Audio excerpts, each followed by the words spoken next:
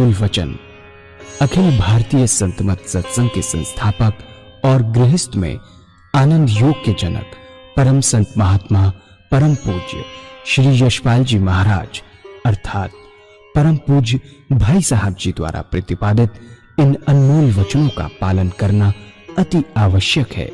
ये वचन हमारी गृहस्थ आध्यात्मिक साधना के लिए मूलभूत सिद्धांत हैं, जो इस प्रकार हैं।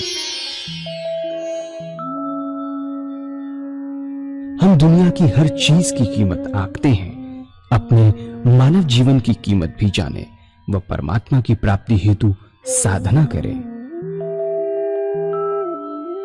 मनुष्य योनि एक उपहार है, इसीलिए परमात्मा को धन्यवाद देते हुए आधा घंटा प्रातःकाल, आधा घंटा सायंकाल पूजा अवश्य करें। सत्संग, सतनाम व सद्गुरु को प्राथमिकता देते हुए इसी के आधार पर ध्यान योगाभ्यास अवश्य करें व गृहस्थ के कार्यों को परमात्मा का कार्य समझकर उसी की याद में संपन्न करें। हर समय ये ध्यान रहे कि गुरु कृपा द्वारा परमात्मा की पवित्र सत्ता का हमारी आत्मा में वास है, अतः मन में निरंतर अपने इष्ट देव का जाप करें।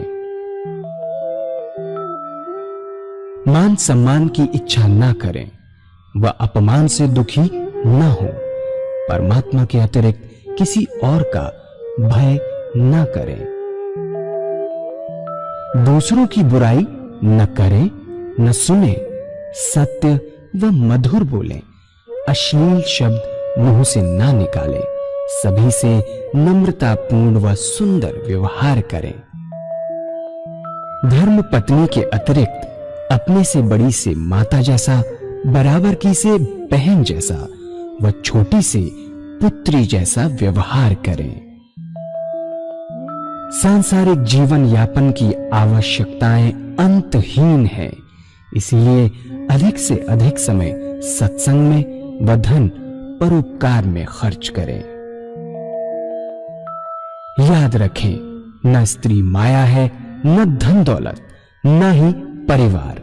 माया वह है जो हृदय को परमात्मा से दूर हटा दे। अतः निरंतर सत्संग और सद्गुरु की शरण में रहने का प्रयास करें। भोजन अपने इष्ट को अर्पण कर प्रसाद रूप में परमात्मा की याद में करें। रात्रि में सोने से पहले अच्छे बुरे कार्यों का आत्मनिरीक्षण कर उसका समुचित पश्चाताप करते हुए ध्यान करें व प्रभु की गहरी याद में ही विश्राम करें। परमात्मा तू ही है, तेरी इच्छा पूर्ण हो।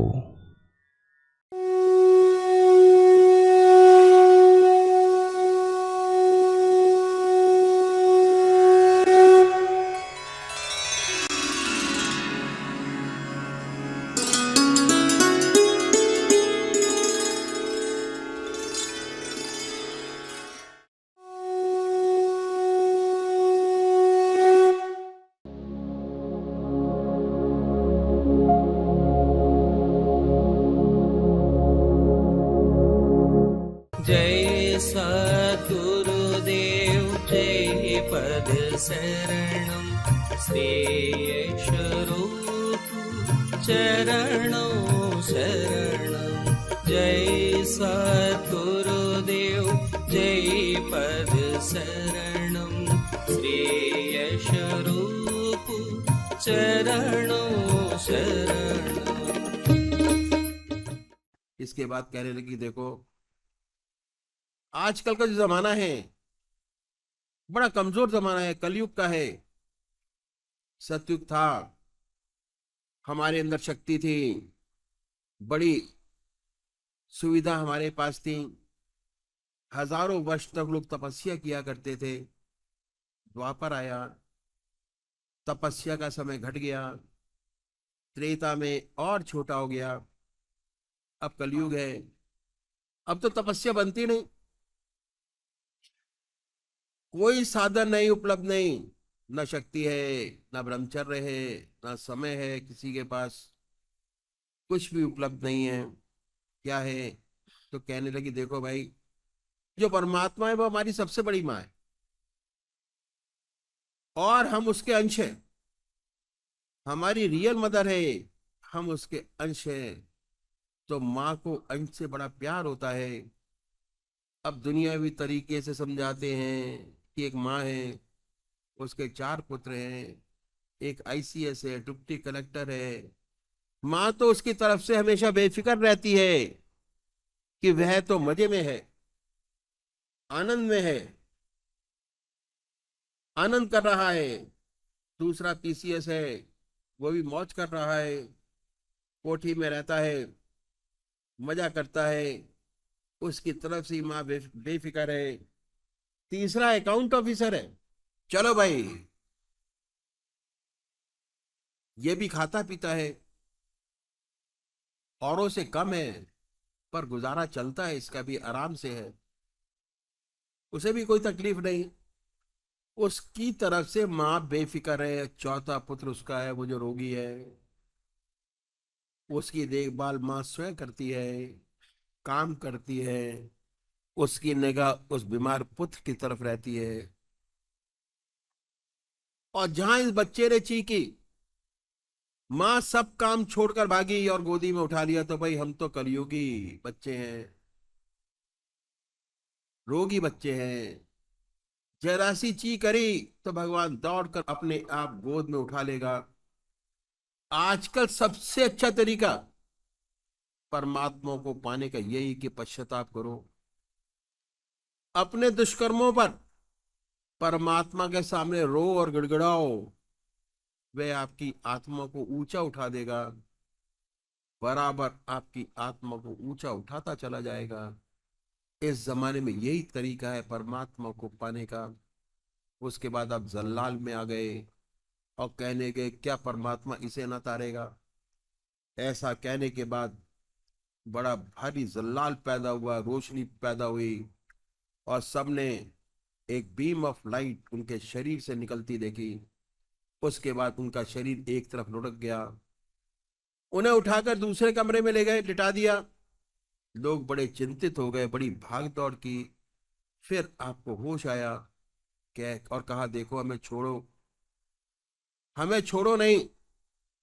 होश आया, कहने लगे हमें ऐसा हो ही जाता है, हमें या ग्लूकोज और नींबू, और सब बाहर चले जाओ। ग्लूकोज और नींबू दिया, सबको बाहर कर दिया। और उसी समय उन्होंने समाधि ले ली। डॉक्टर बुलाया, उन्होंने हार्ट फेल बताया। इधर उधर चिंतित हुए, बड़ी प्रार्थना करने लगे भगवान से कि फिर वापस आ जाएं। इसी बीच में अरविंद आश्रम के 2 सन्यासी पधारे, ऊपर चढ़ाए, आकर देखा और शरीर के पास ध्यान में बैठ गए। और उसके बाद पूर्ण समाधि का मंत्र बोलकर चले गए। कहा, कह गए कि अब इस बात की कोशिश मत करना कि वापस आए। उन्होंने वो गति पाई है जो बड़े बड़े योगियों को दुर्लभ है। अब आप इनके शरीर का इंतजाम करो। सलाह हुई उनके शरीर को लखनऊ लाया जाए। माता जी और सबकी यही सलाह हुई कि उनका दाह संस्कार लखनऊ में किया जाए। कंपार्टमेंट रिजर्व कराया गया। काफिन में उनका शरीर बंबई से लखनऊ लाया गया और झांसी आए। झांसी से इनके बहुत से मुसलमान हिंदू शिष्य थे। कुछ चाहते थे कानपुर में कि उनके शरीर को दफना दिया जाए, कुछ भाइयों को ख्याल था कि उनका दाह संस्कार किया जाए। कानपुर में दोनों पार्टियों में टेंशन हो गई। इसका बढ़िया तरीका ये सोचा गया कि माता जी से पूछा जाए, जैसे आज्ञा दे वैसे किया जाए। उन्होंने अपने बड़े पुत्र को कहा कि आप ध्यान में बैठे और ध्यान करें, जो बात ऊपर से आए उसे बताएं। उन्होंने 2 बात बताई। पहला कहा कि जहां तक हमारे शरीर का ताल्लुक है, तुम्हारी माता जी का इस पर पूर्ण अधिकार है, जैसा चाहे वैसे रखे। उसी वक्त देखा गया कि एक कानपुर में एक फ्रेंच लेडी उसी गाड़ी से लखनऊ आई। जब उनका शरीर दाह संस्कार के लिए बाहर निकला तो उनके शरीर के साथ हिंदू भी थे और मुसलमान भी थे। एक अजीब नजारा था। जब शव शमशान घूमे पहुंचा तो पहले मुसलमान भाइयों ने रस्म अदा की, जो उनका तरीका था वो किया। ये कहा कि हमारे यहाँ दफनाते हैं और आपके यहाँ जलाते हैं, लेकिन रूह का ताल्लुक है, जितना आपका संबंध था उतना हमारा भी था।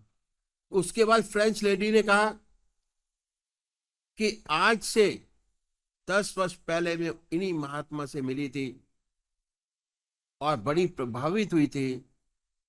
जब मैं जाने लगी तो मैंने पूछा कि अब आपसे दोबारा कब मिलूंगी, तो इन्होंने कहा कि you will come on my burial.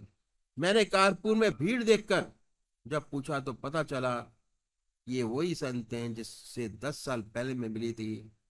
इसके बाद रामधुन के साथ राम ही केवल प्रेम प्यारा, जान नहीं जो जानन हारा ध्वनि के साथ आपका दाह संस्कार हुआ। अगले रोज लखनऊ के जितने न्यूज़पेपर थे सबका एक ही हेडिंग था, आधुनिक कबीर। तब लोगों को ये ख्याल हुआ कि लाला जी महाराज ने जो कहा था वो सच था, कि ये कायदा कुलिया नहीं है कि हमेशा कमजोर माँ बाप से कमजोर संतान पैदा होती रहे। अगर परमात्मा चाहे तो ऐसा शेर पैदा कर सकता है जो आज से 500 साल पहले पैदा हुआ हो। उनका इशारा कबीर साहब की तरफ था। इतनी प्यारी हस्ती थी कि जितनी हिंदुओं को प्यारी थी उतनी मुसलमानों को भी उतनी प्यारी थी। लखनऊ के बड़े बड़े मौलवी सूफी संत आते थे, ऐसी सुंदर हस्ती थी। और उनके लगाए हुए पौधे से हम फैजियाब हो रहे हैं। उनका लगाया पौधा आज बढ़ रहा है, बड़े अच्छे अच्छे साधक तैयार हो रहे हैं। जहां जहां भारत में अपने सेंटर है सब जगह इसकी अनुभूति होती है, अनुपम शांति की। और ये जो नजारा है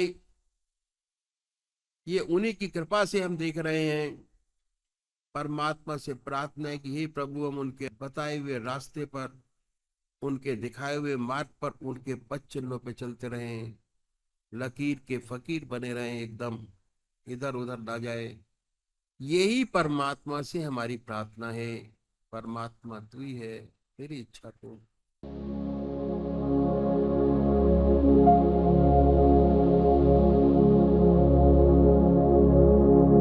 जय सद्गुरुदेव जय पद शरणं श्रेयस्वरूप चरणों शरणं। जय सद्गुरुदेव जय पद शरणं श्रेयस्वरूप चरणों शरणं।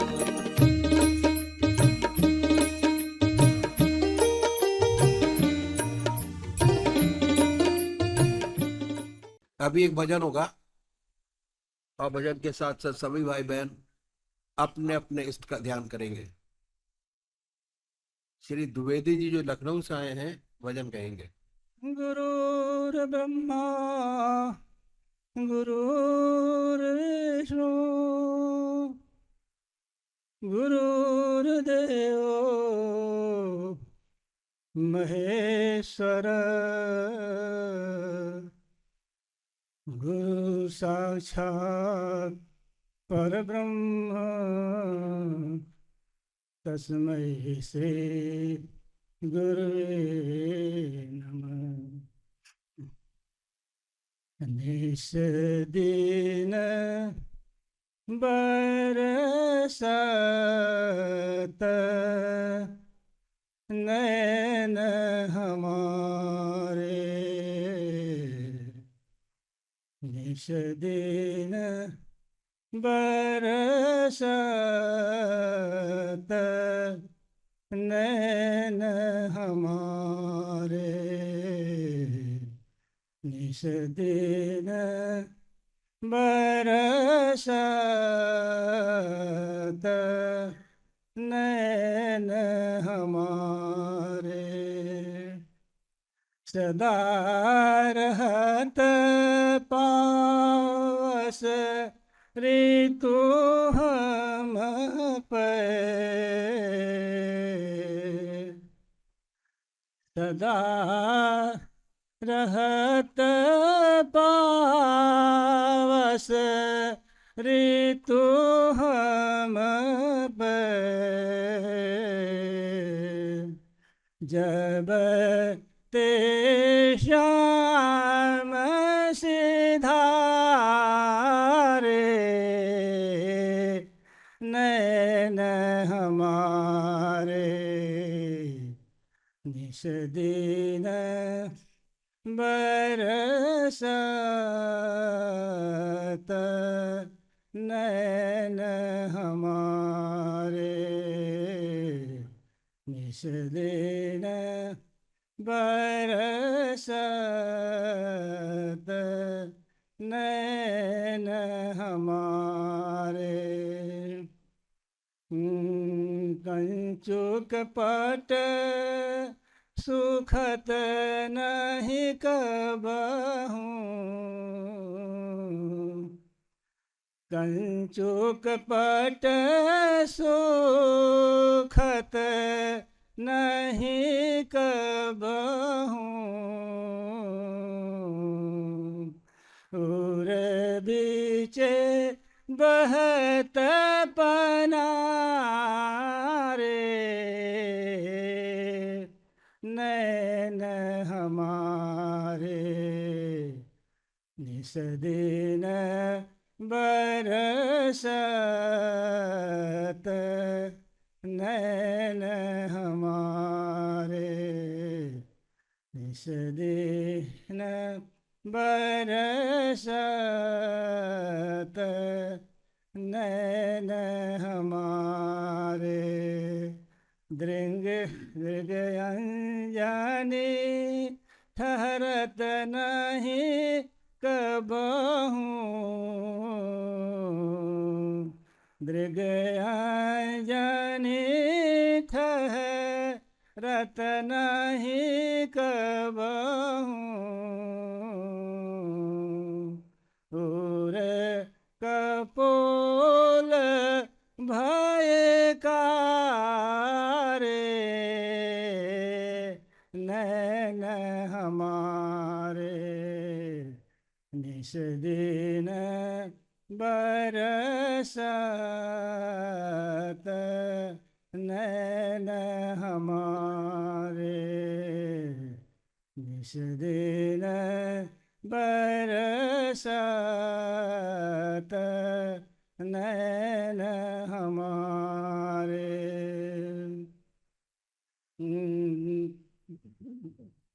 निस दिन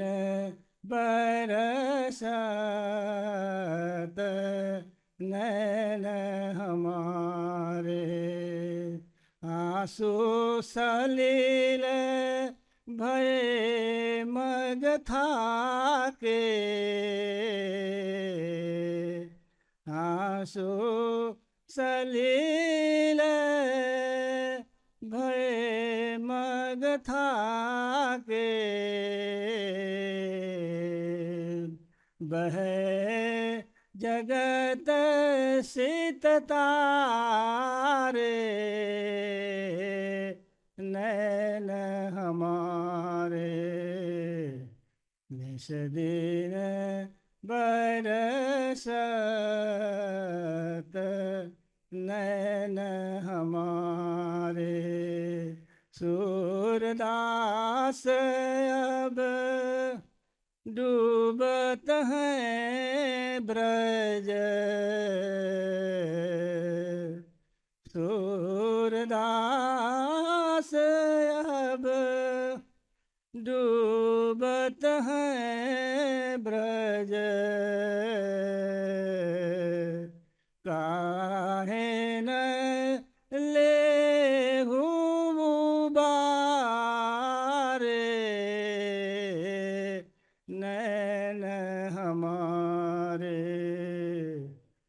निस दिन बरसत नैन हमारे, निस दिन बरसत नैन हमारे। पूज्य माता और बंधुओं, अभी तक साधना की 2 सीढ़ी हमने पार की और ये देखा कि कैसे शुरुआत में 8 घंटे का साधन कैसे किया जा सकता है। बहुत आसान है और बड़े आराम से किया जा सकता है। आधा घंटा सुबह पूजा, आधा घंटा सायकाल पूजा, आधा घंटा दोपहर भोजन, आधा घंटा रात्रि भोजन, 6 घंटे सोने के, बड़े आराम से परमात्मा की याद कर सकते, अपने बनाए जा सकते हैं। उसके बाद 8 के 16 घंटे कैसे बने, मैंने कल आपको बताया। ये भी बड़े आराम से भाई प्रैक्टिस किया जा सकता है।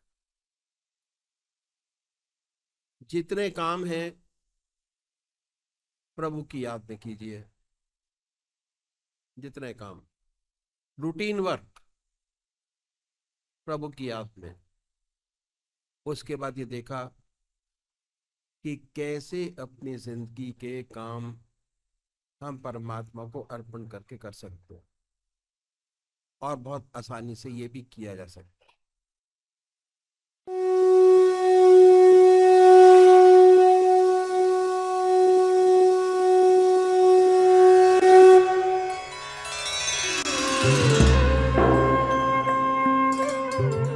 ध्यान योग के कार्यक्रम आनंद योग से निशुल्क जुड़ने के लिए संपर्क करें 9810239677।